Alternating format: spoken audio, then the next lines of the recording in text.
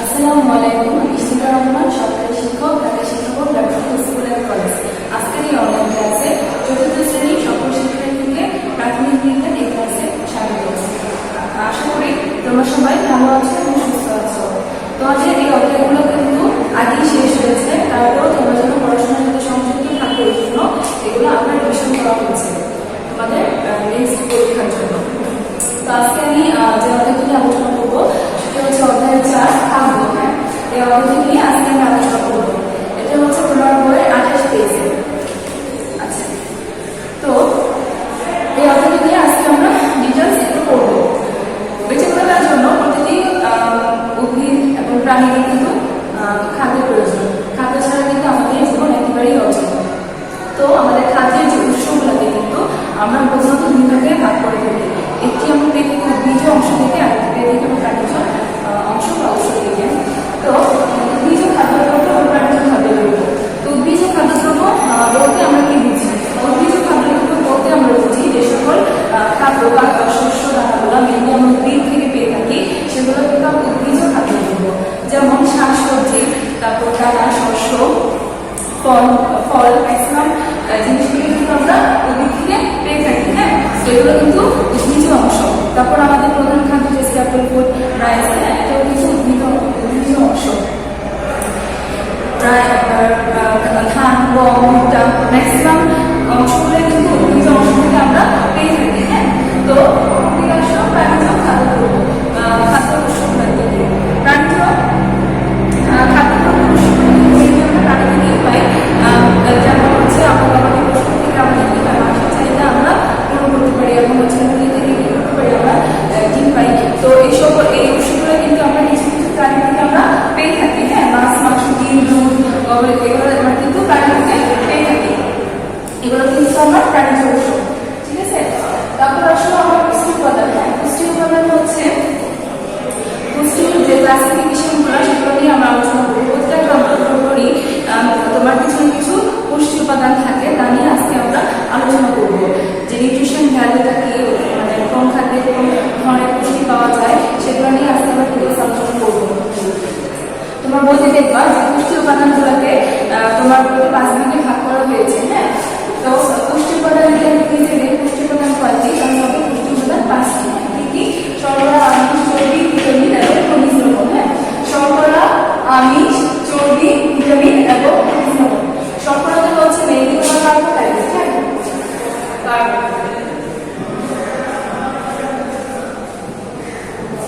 Carbohydrate সংক্ষেপে আমরা carbs বলি। তারপরে আসো আমিষ, সেটা হচ্ছে প্রোটিন, ফ্যাট, ভিটামিন, মিনারেল।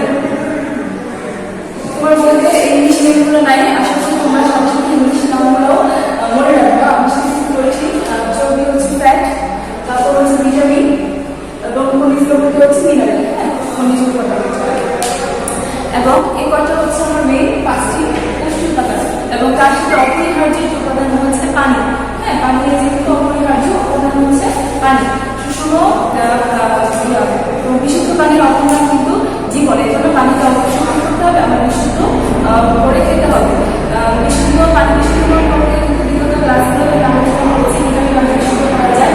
আশা করি তোমাদের মনে আছে যে ফুটানো, ছাকন, ফুটানো এই পদ্ধতি কিন্তু পানি বিশুদ্ধ করা যায়। তো বিশুদ্ধ পানি কিন্তু অপরিহার্য। এই পুষ্টি উপাদানগুলো কিন্তু আমাদের মনে রাখতে হবে। তারপর আসলে ভিটামিন। হ্যাঁ, ভিটামিনের ব্যবহার। এখন আমরা বলবো ভিটামিন কি। ভিটামিন আমাদের দেহের রোগ প্রতিরোধ ক্ষমতা হচ্ছে বৃদ্ধি করে। হ্যাঁ, দেহের রোগ প্রতিরোধ ক্ষমতা বৃদ্ধি করে, দেহকে সতেজ রাখে, সবল রাখে এবং কর্মক্ষম করতে সাহায্য করে। তোমরা অনেক সময় দেখবা যে প্রখর রোদে যারা খেলাধুলা করতেছে বা কৃষক যখন কাজ করতেছে, অনেক সময় সে ক্লান্ত হয়ে পড়ে। তখন কি হয়, তার শরীরে খনিজ লবণগুলো বের হয়ে যায়। তখন আমরা কি করি, তাকে যদি খাবার স্যালাইন বা কোনো ধরনের নিউট্রিশন ফুডটাকে আমরা দিই, তাহলে কি হয়, ইনস্ট্যান্ট তার গায়ে কি হয়, ভিটামিন উৎপন্ন হয়। তখন কি হয়, সে খনিজ লবণের ঘাটতিটা পূরণ হয়। তখন সে কি হয়, শরীরটা রিকভার পায় এবং সে পুরোটা কাজ করার যে উদ্দীপকটা সেটা সে বৃদ্ধি পায়। ওইভাবে কিন্তু আমাদের এরকম মনে রাখতে হবে। তো ভিটামিনের প্রকারভেদ আমরা একটু জেনে নিই। ভিটামিনের প্রকারভেদ হচ্ছে vitamin A, vitamin B, vitamin C,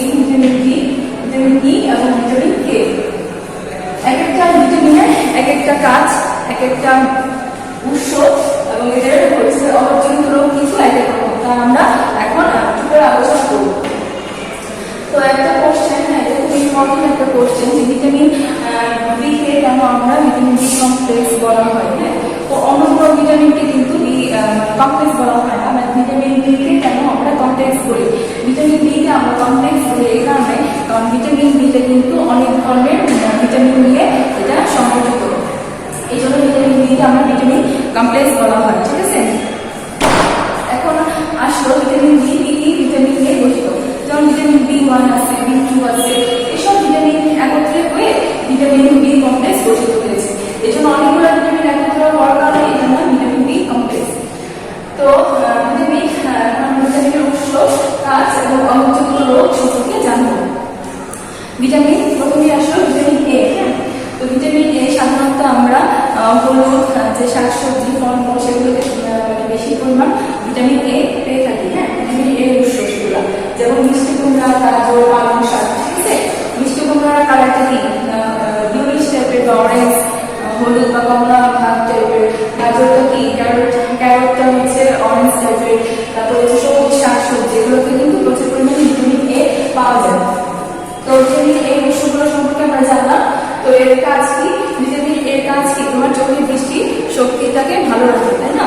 এবং এর অভাবে কি হয়? এর অভাবে রাতকানা রোগ হয়। ঠিক আছে, অভাবজনিত রোগ হচ্ছে রাতকানা রোগ হয়। তারপর আসলে আমরা ভিটামিন বি।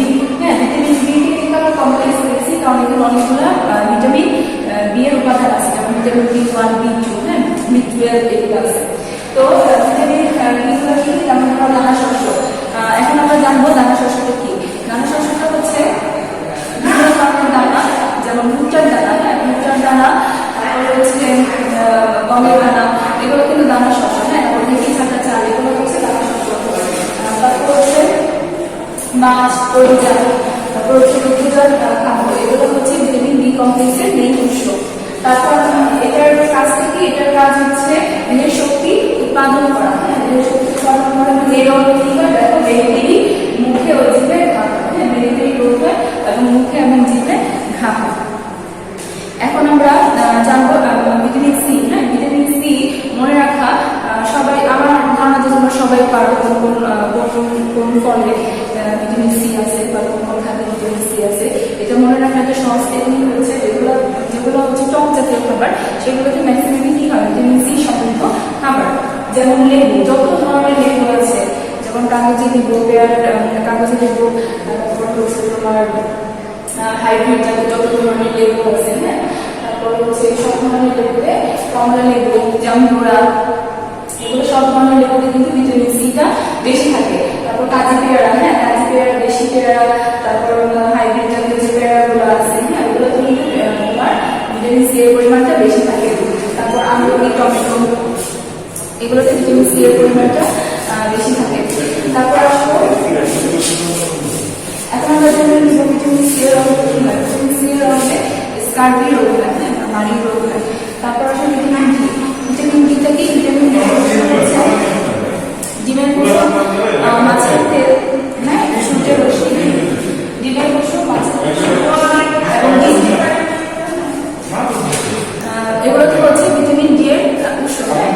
তো ডিমের কুসুমটা কি হয়? ডিমের কুসুমটা কিন্তু তোমার ইয়েলোইশ টাইপের হয়, অরেঞ্জ টাইপের হয়। এটা কিন্তু তোমার, তারপর মাছের তেল এবং সূর্যের যে রশ্মিটা আছে, এটা কিন্তু দেখবা ছোট বাচ্চাদের ভিটামিন ডি এর অভাব থাকলে তাদের কি হয়? যে সূর্যের রশ্মিতে তাদের কি হয়? রাখা হয়। ঠিক আছে, তারপর ভিটামিন ডি এর অভাবটা পূরণ হয়, এই জন্য সেখানে রাখা হয়। এবং এর অভাবে কি হয়? ব্রিকেট বা হাড় বেঁকে যাওয়া রোগটা কিন্তু হয়। তারপর আসলে ভিটামিন ই।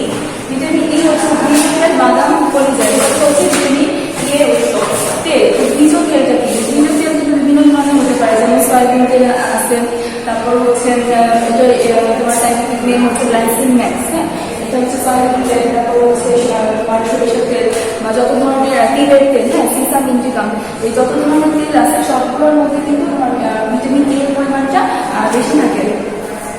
তারপর হচ্ছে বাদাম। হ্যাঁ, বাদাম তেল বা বাদামের মধ্যে কিন্তু এক ধরনের তেল পাওয়া যায়, ওটার মধ্যে কিন্তু ভিটামিন এর পরিমাণ বেশি থাকে। তারপর হচ্ছে অলিভ অয়েল, এটা খুবই দামি একটা তেল, এগুলোতে কিন্তু ভিটামিন এর পরিমাণ বেশি থাকে। তো এর অভাবে কি হয়? রক্তের কোষগুলো ক্ষতিগ্রস্তের হাত কি? এর কাজ হচ্ছে রক্তের কোষগুলোকে ক্ষতিগ্রস্তের হাত থেকে রক্ষা করা, এবং এর ফলে কি হয়? এর ফলে হচ্ছে পেশিটা দুর্বল হয়ে যায়। তারপর আসলে ভিটামিন কে। ভিটামিন কে হচ্ছে সবুজ শাকসবজি, ঢেঁড়স, সয়াবিন, এগুলোতে হচ্ছে ভিটামিন কে এর উৎস। ভিটামিন কে এর অভাবে কি হয়? ভিটামিন কে এর অভাবে রক্ত জমাট বাঁধার ক্ষমতা কমে যায়, এবং এর কাছ থেকে রক্ত জমাটটা বাঁধা মানে ব্লাড ক্লটিং এ এটা সাহায্য করে। ব্লাড ক্লটিংটা কি? মানে রক্ত জমাট বাঁধাতে এটা সাহায্য করে। যাদের ভিটামিন কে এর অভাব আছে তাদের দেখবা যে ব্লাড ক্লটিংটা হয় না, মানে হচ্ছে রক্ত জমাট বাঁধার যে কণিকাগুলো আছে অনুচক্রিকা সেগুলো কম থাকে, ফলে ব্লাড ক্লটিংটা হয় না। তো এখন আমরা জানবো আমি যেটা খাবো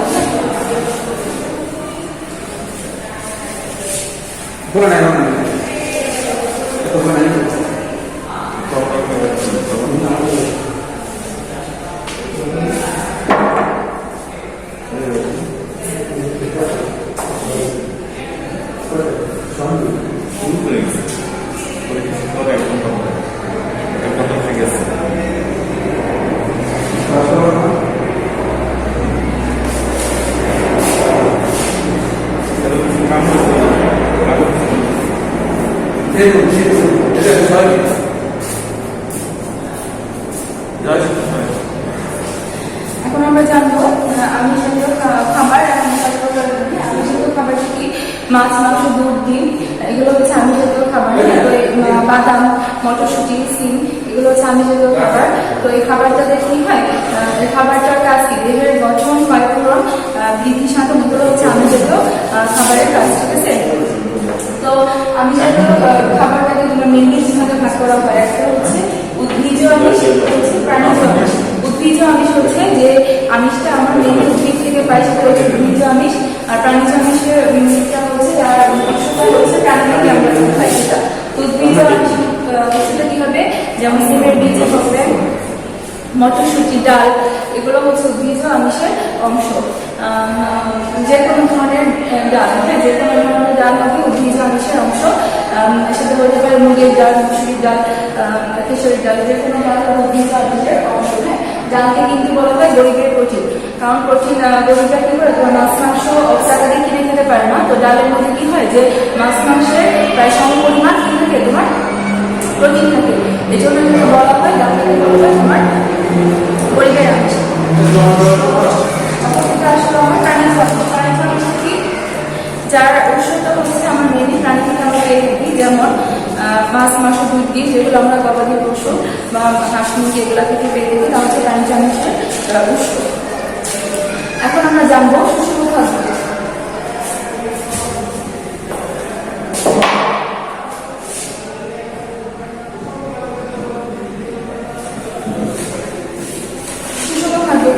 আমরা জানবো সুষম খাদ্য হচ্ছে, আমরা জানি বেঁচে থাকার জন্য প্রতিটা মানুষকে কিন্তু তোমার কি হয়? ভালো খাবারের দরকার হয়, কিন্তু সেখানে কিন্তু জাঙ্ক ফুড থাকলে কিন্তু শরীরে কি হয়? বিভিন্ন ধরনের রোগ দেখা যায়। তো সুষম খাদ্যটা কি? সুষম খাদ্য হচ্ছে যে খাবারে প্রতিটা পুষ্টি উপাদান সম পরিমাণে থাকে, সেটি হচ্ছে আমার সুষম খাদ্য। তো সুষম খাদ্যটা কি? যে খাদ্যে আমার সব ধরনের খাদ্য উপাদান এবং ভিটামিন গুলা কম বেশি পরিমাণে থাকে, সেটাই হচ্ছে সুষম খাদ্য।